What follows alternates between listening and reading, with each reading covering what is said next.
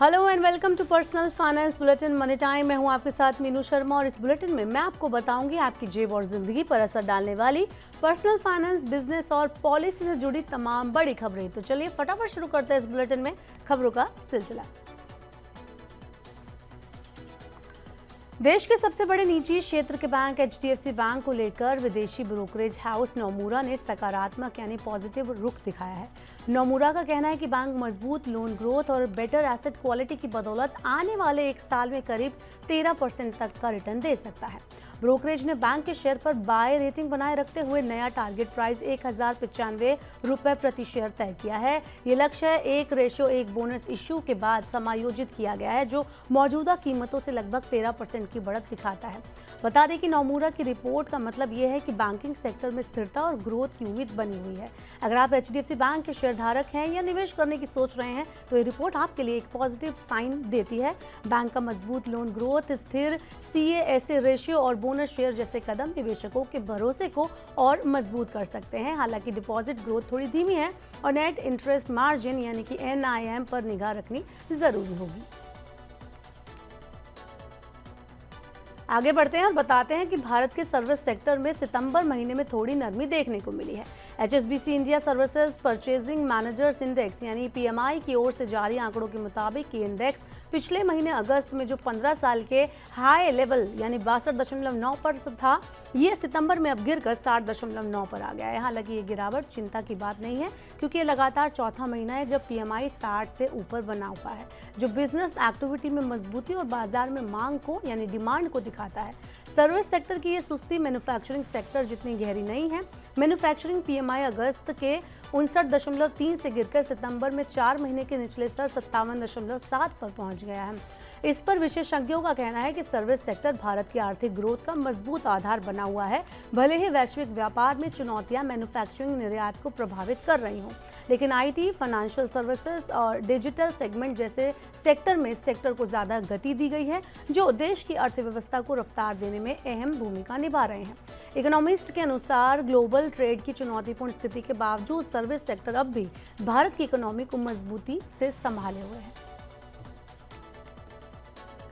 प्रधानमंत्री नरेंद्र मोदी 8 अक्टूबर को नई मुंबई इंटरनेशनल एयरपोर्ट के पहले चरण का उद्घाटन करेंगे। ये एयरपोर्ट देश के सबसे आधुनिक और पर्यावरण अनुकूल हवाई अड्डों में से एक माना जा रहा है और सुविधा के मामले में ये लंदन के हिथरो एयरपोर्ट और न्यूयॉर्क एयरपोर्ट से कमतर नहीं है। आपको बता दें कि टर्मिनल मॉडल टेक्नोलॉजी से ये लैस होगा और मेट्रो स्टेशन पर सीधा check in, 1 up and 2 and baggage facility जैसी सुविधा यात्रियों को मिलेंगी, जो इस एयरपोर्ट को और भी ज़्यादा खास बनाती है।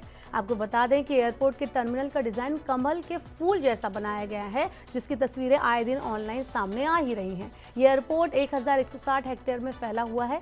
ये 5 चरणों में तैयार होगा। पहले चरण के साथ 2 करोड़ पैसेंजर सालाना यहाँ पर उड़ान भर पाएंगे। इसकी सालाना 5 लाख टन कार्गो क्षमता होगी। ये पूरी तरह से तैयार हो जाएगा तो इसकी सालाना 9 करोड़ यात्रियों की क्षमता हो जाएगी, जबकि सालाना 32 लाख मीट्रिक टन सामान की ढुलाई भी यहाँ पर की जा सकेगी। एक अधिकारी के मुताबिक बताया गया है कि कमर्शियल फ्लाइट की उड़ान दिसंबर में शुरू हो जाएगी।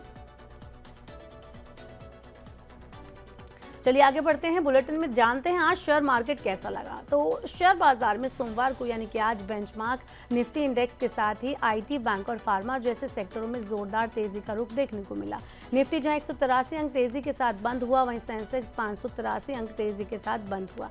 दोनों ही बेंचमार्क इंडेक्स हेल्थ सेक्टर के स्टॉक टॉप गेनर रहे। वहीं मेटल और ऑटो सेक्टर में हल्की गिरावट आज देखने को मिली। खासतौर पर मेटल सेक्टर में टॉप लेवल से मुनाफा वसूली देखने को मिल रही है। आपको बता दें कि ज्यादातर मेटल स्टॉक फिलहाल 52 वीक हाई के आसपास देखने को मिल रहे हैं। बेंचमार्क इंडेक्स सेंसेक्स की शुरुआत मिली-जुली हुई 81,274.79 अंक पर इसकी ओपनिंग के बाद सेंसेक्स 81,155.88 अंक इंट्राडे लो तक भी गिर गया। हालांकि इसके बाद रिकवरी हुई और 81,846.42 के इंट्राडे हाई तक ये पहुंचा। दिन के एंड में जाकर 0.72% की तेजी के साथ 582.95 अंक बढ़कर 81,790.12 अंक पर ये जाकर क्लोज हुआ।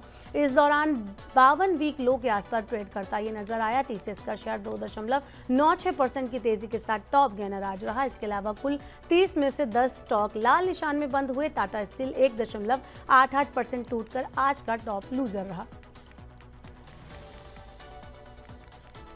दिवाली और धनतेरस का त्यौहार जल्द ही आने वाला है और ऐसे में खरीदारी के लिए भी लोग तैयार हैं। मांग बढ़ने की वजह से कीमती धातुओं के रेट में इजाफा होने की उम्मीद है, लेकिन त्योहारी सीजन से पहले ही सोना तमतमाने लगा है। 6 अक्टूबर यानी सोमवार को मल्टी कमोडिटी एक्सचेंज यानी MCX पर सोना एक दिन में 1400 रुपये से ज्यादा महंगा हो गया, जिससे सोने की कीमत उछलकर 1,19,522 रुपये प्रति 10 ग्राम पर पहुंच गई। MCX पर आज चांदी की बात करें तो उसके तेवर भी चढ़े हुए नजर आए। चांदी की कीमत 1,931 रुपये बढ़कर 1,47,675 रुपये प्रति किलो पर पहुंच गई।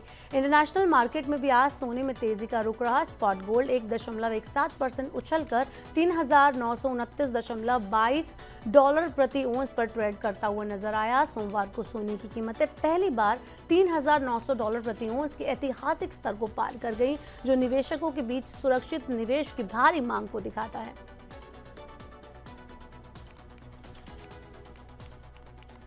भारत की सिविल एविएशन अथॉरिटी यानी DGCA ने एयरलाइंस को काफी जरूरी निर्देश दिए हैं। दरअसल दिवाली, छठ जैसे त्योहारों के दौरान आमतौर पर हवाई किराए में काफी बढ़ोतरी हो जाती है। इसी के मद्देनजर DGCA ने इस त्योहारी सीजन के दौरान यात्रियों की बढ़ती मांग को पूरा करने और हवाई किराए में बेतहाशा होने वाली बढ़ोतरी को रोकने के लिए अतिरिक्त उड़ानें शुरू करने के निर्देश दिए हैं। नागरिक उड्डयन मंत्रालय ने रविवार 5 अक्टूबर को इस बात की जानकारी दी थी। मंत्रालय के मुताबिक इंडिगो, एयर इंडिया एक्सप्रेस और स्पाइस जेट ने DGCA को सूचित किया है कि वो मिलकर लगभग 1700 अतिरिक्त उड़ानें शुरू करेंगी, ताकि त्योहारों के टाइम पर बढ़ी हुई मांगों को संभाला जा सके। त्योहारी सीजन में खास करके दिवाली के आसपास देश के बड़े शहरों से और शहरों की ओर यात्रा करने वाले लोगों की संख्या तेजी से बढ़ जाती है, जिससे हवाई किराए में यानी एयर फेयर में उछाल आ जाता है।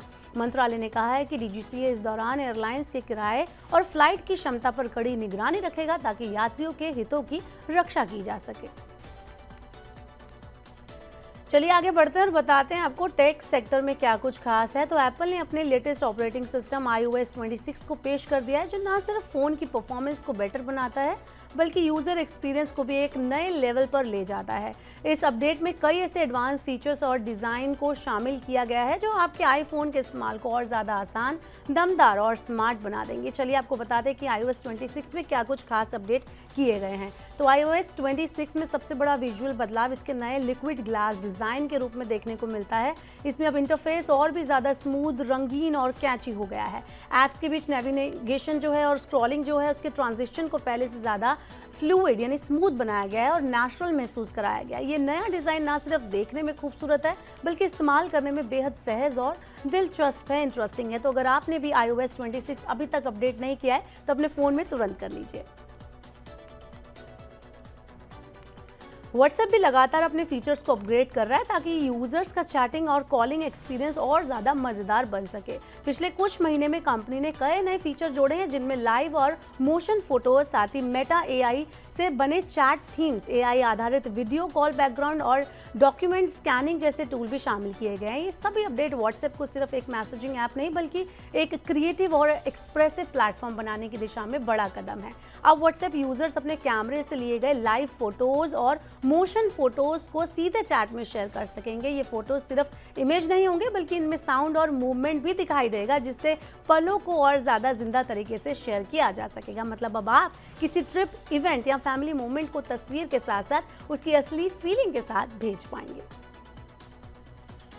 तो फिलहाल के लिए आज के बुलेटिन में इतना ही। वक्त हो गया आपसे विदा लेने का। अब आपसे होगी कल मुलाकात। पर्सनल फाइनेंस से जुड़ी खबरों को पढ़ने, सुनने, उनसे जुड़े खास कार्यक्रमों को देखने के लिए आप मनी 9 के YouTube चैनल को जरूर सब्सक्राइब कर लें। साथ ही आज का हमारा मनी टाइम आपको कैसा लगा, कमेंट एस बेल हो। ऐसे ही और वीडियोस के लिए देखते रहिए मनी 9।